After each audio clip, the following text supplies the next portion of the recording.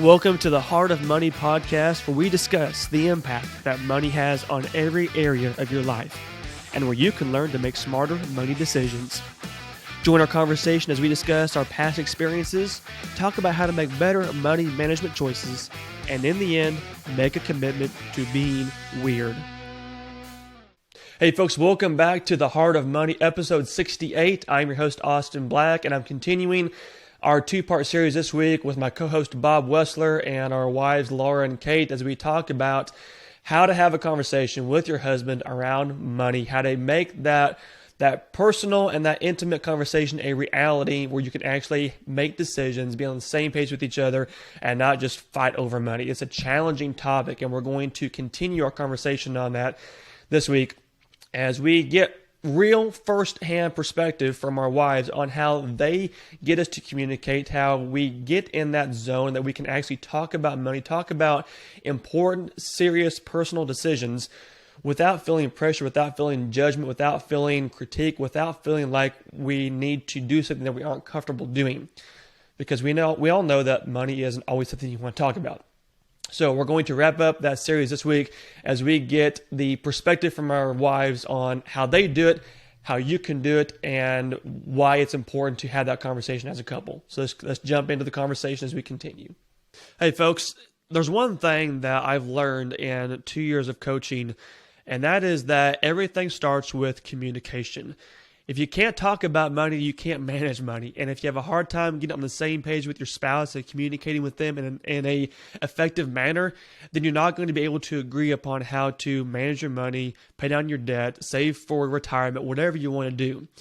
Well, I've learned the 6 secrets to having healthy money conversations, and I want to give you access to that training today at freedommoneycoach.com/moneyconversations. It's the 6 steps that I have discovered that are really key and fundamental to you and your spouse getting on the same page about money, talking about it, understanding it, and ultimately winning with it. So hop on over to freedommoneycoach.com/moneyconversations. Get your course, get the 6 secrets to healthy money conversations, and begin winning with money by talking about it the right way. But before I let you take over, hon, Kate, whatever you guys do start having that conversation, you actually get him to be a part of that. You said there's several layers there, and it sounds like that's kind of over time, trying to start that conversation and having those questions and just inquiring, and then eventually get to a point where he is ready to be there. Does the conversation free flow once that happens? Or is it, okay, I'm ready to talk about it, but you still got to dig him to get all the information out? Oh, yeah. I still have to dig him to get all the information out.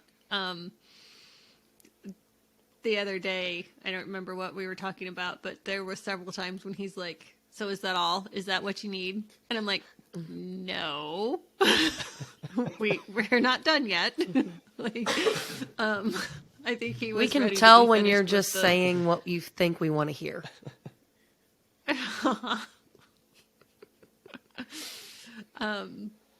Yeah, he was ready to be done with the conversation, and I was like, no, I'm still asking questions, and I still need some more information to understand where we're at and what's going on. And so, at least he was asking, and I was able to answer him, yes, really, this is what I need. So that went better, but it was still pulling teeth to get the information and where everything is and that kind of thing. So just be patient. So then, Bob, I've been there too. What causes you to, I'll use the phrase, relinquish that information and actually answer those questions and be a part of that conversation? The fact that she's still pulling, because otherwise I'm thinking, well, that's really all you need. And that's really all you need. No, it's not. Again, because it's gone through my brain that here's the summary. No, she wants X 1, 2, 3, and 4, not just the synopsis. Mm-hmm.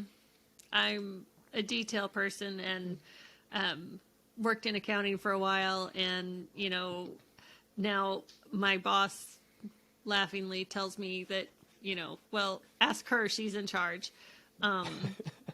When whenever things happen. So it's like, I have to switch my brain from work mode to home mode when, I'm not the one that has to take care of everything. So Yeah. All right, I'll turn it over to you, Hun, to give your perspective, and I'll chime in on my commentary along the way. I mean, a lot of what Kate said of trying a few different times, whether it's something financial or emotional or, something else within life that we need to talk about.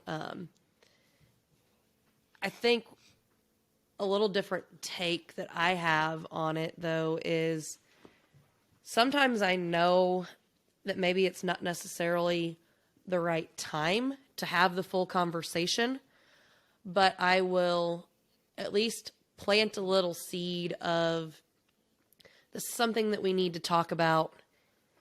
Do you think maybe we could talk about it later tonight?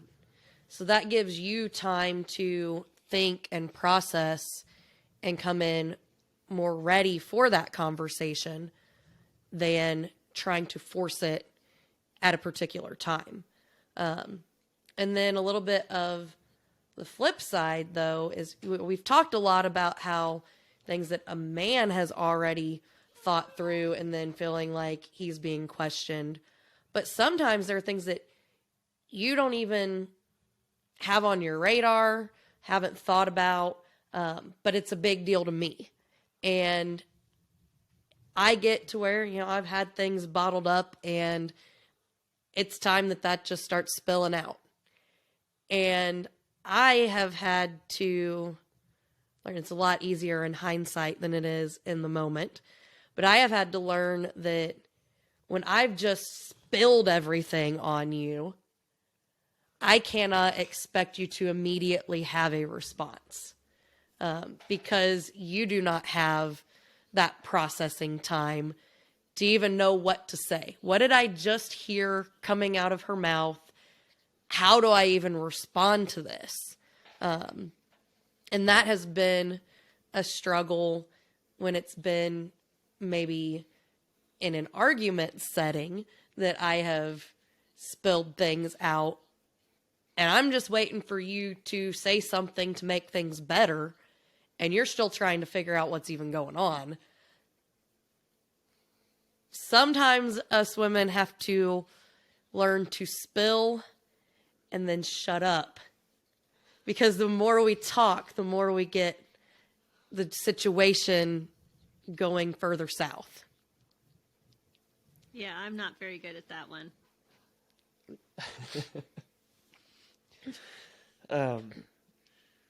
So think back to, we'll put ourselves kind of in case position of, you want to have answers and you want to know something, and I don't want to talk about it. Just, whether it's the fact of, I don't want to have to share everything, I don't have time, I don't feel like it, or whatever the case is. I know that there's probably, I don't have as much issue with that as other guys probably, so I'm trying to kind of paint a picture that might be more applicable to our listeners. So I guess I'll kind of put it to you this way, maybe. Because there's been a few instances where I'm like, why do you even need to know this? This doesn't matter. Don't worry about it. I don't want to talk about it. But to you, it's very important to get that answer and to find out. And the more that you dig, the more I get frustrated and aggravated. Like, why does this even matter to you? This is just, let's forget it. There's probably some guys out there that they have their standard way of handling money, or spending money, or managing money, or just talking about money. And their wife doesn't really know what's going on. She is trying to figure out, okay, why are we budgeting this way? Why are we not budgeting this way? Why are we putting this much into retirement? What is our debt payoff? What are these all different pieces that the guy has a good handle, good grasp on. He's got under control, quote unquote. But the woman's like, I don't even know what's happening here. I don't know if this is right. I don't know, what's going on. I need to be in the know. Can you think back to some maybe of those of similar instances that we've had where you would be able to dig into that, or I guess, how long does it take you to get me to that point sometimes? How can you get the information from me? What are some of the tactics that you use to get me to open up when I don't want to open up?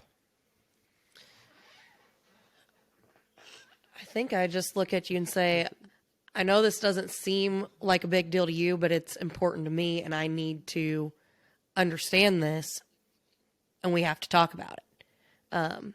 Or other things might have more of a time frame tied to it, to where I'll say, like, we have to talk about this because a decision has to be made by this certain day.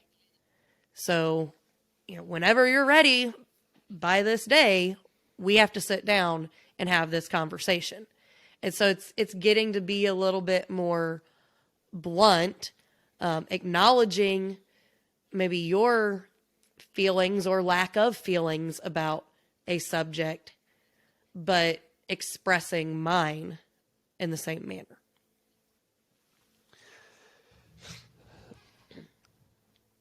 I mean, the only thing is that I kind of add in there, and this would be more from my outside perspective on the way I've seen, clients and other men handle conversation, handle questioning, and understanding the mental state that the woman is usually in, especially from an emotional standpoint. And that's kind of why I asked Kate about the different layers of digging in, because typically what I have seen is you can get your husband to see that, okay, this is important to talk about. That's kind of level one. What I'm probably going to say is probably a lot of what Kate has experienced. That's level one of getting them to understand we actually need to talk about this. Okay, I'll talk about it. Bare minimum talking about it. Okay, so the husband answers the question, and then you want to dig in deeper, because ultimately you want to find, as a wife, you want to find out why. That is the ultimate reason that you're going for, is why do you feel this way? Why did you make this decision? Are you scared of this? Why are you giving me the answers that you're giving me? And for that answer to come out, the guy has to get into that. He has to release his control of being in control, because once you give your why, that why is now, or can be, subject to judgment, especially if it's a deep, sensitive, personal question or topic, which in some money cases can be very much that. But to understand that why, you have to give your husband help him maintain that control over his thought process, but still communicate, I need to know why you had that thought process, not in a judging manner, but in an understanding manner, like we talked about earlier before. But some of the questions that I've told people to ask is, okay, let's say that your husband does not want to pay off the house early, but you want to get out of debt. So you're trying to figure out why he does not have that same pain point as you of becoming debt free. So the first question you can ask is, hey, have you thought about, maybe paying the house off early? No. Okay, I've kind of thought about that, and it sounds appealing to me. Would you be willing to think about paying the house off early? No. Okay, what makes you not interested in doing that? Because we don't need to. Okay, is there something that you find scary about paying the house off? Well, we can't afford it right now. Is there something in our expenses that you think is keeping us from affording it? I don't know. I haven't looked at them. But each level, you keep getting a little bit closer, a little bit closer, a little bit closer. And 20 questions later, you begin to kind of peel that onion back to find out why he doesn't want to pay the house off early. It's probably because he doesn't think that it's possible, period, in America to do that because of what his grandparents did and what his parents did and what all of his friends are doing. And he's scared of being different. He's scared of taking the next opportunity of what might be possible. So he doesn't even think it is possible. But you get down to that deep level, there is a real strong obstacle there to overcome. And once you get to that point, then you as a couple begin to work through that and begin to decipher the inner mental perspectives of money, of communication, of fear, of opportunity, of freedom. And that can be a very difficult conversation, but it's giving him that space to have his again, just the control of what he's thinking, but working to understand the resistance, the hesitation, or the fear that might be in there going down that road. Or obviously, if it's something positive, understanding why he wants to do that. Either way, it can be that progression. And I think what I want to communicate through all that is space, understanding, acknowledgement, and sincerity. I think those are 4 things that will really make a guy actually open up if you give him those 4 things and don't put him in a spot where he feels like you're critiquing, you're judging, you don't agree with him, because the conversation won't go anywhere at that point. What do you guys think kind of on that perspective and those 4 points? Is there anything that you want to add to that of how to make that conversation actually come to fruition? I was thinking it requires a lot of patience and sometimes just acknowledging that there are things that you may never be able to understand. But whenever he's ready, he will come to you and find a way to explain or talk about those things. Yeah. And sometimes I phrase it as, I was listening to such and such today, and they were talking about, paying off the house early and that these benefits would go along with that. And what do you think about what they're saying? It may not be, directly what we should do, but it's bringing up the topic and asking for what your thoughts are on it. And then just asking the questions kind of in the abstract of,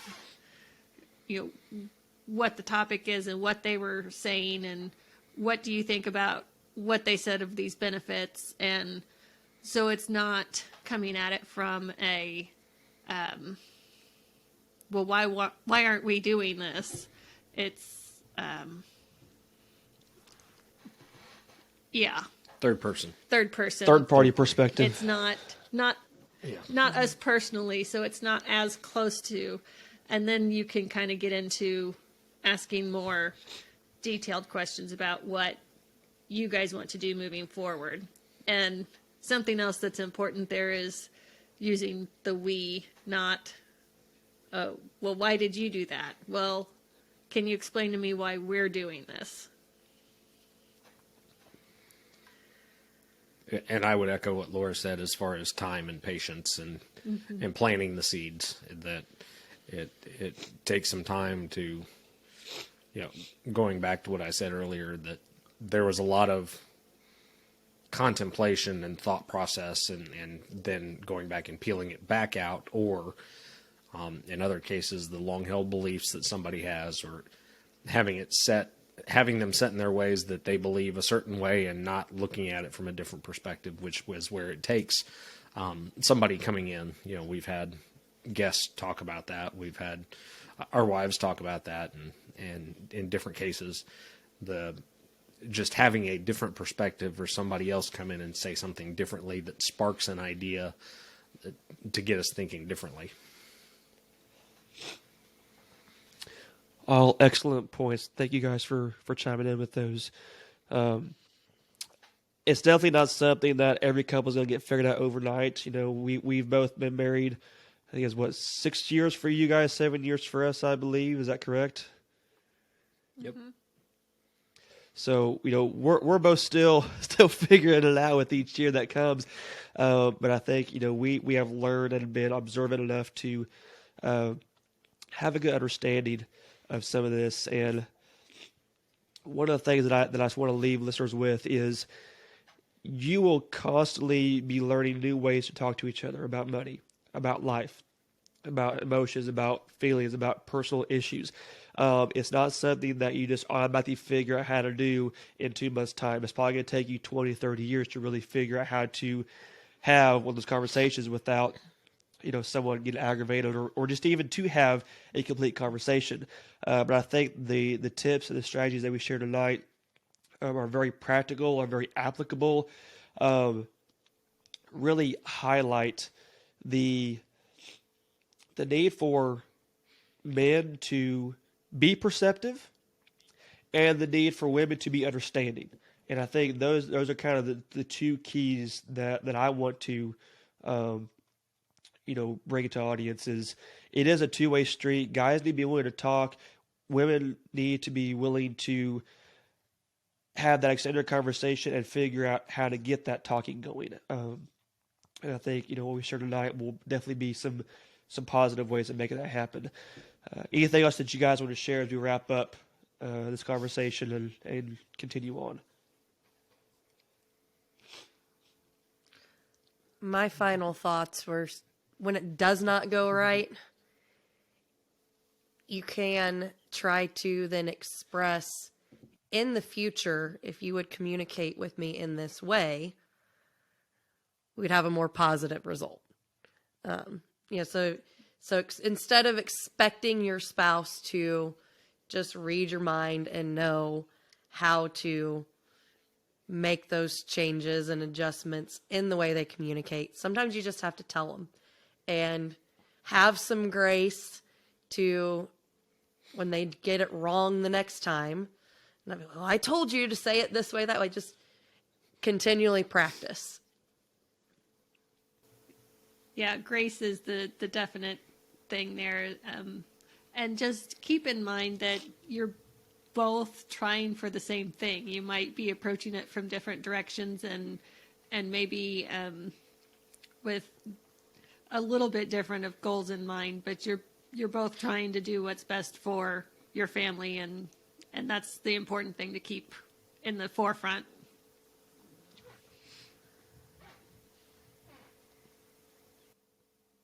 Waiting on Bob. Nope. I think it's pretty well covered.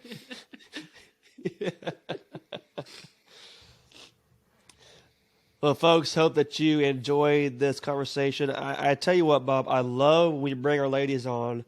They tell some great stories. They set us straight, and they give some really good practical examples that we would never thought of. So glad to have you both on the show again for this series. And I'm excited to continue. They passed the test again. We keep testing them. They keep really excelling, Bob. So they're going to come back again. I know. I don't know when, but it's going to happen. So, folks, if you enjoy having them on here, leave us a 5-star review saying bring the ladies back. We will appreciate having that. But in the meantime, appreciate everyone being a part of this conversation, listening in, and we look forward to seeing you again next week on The Heart of Money.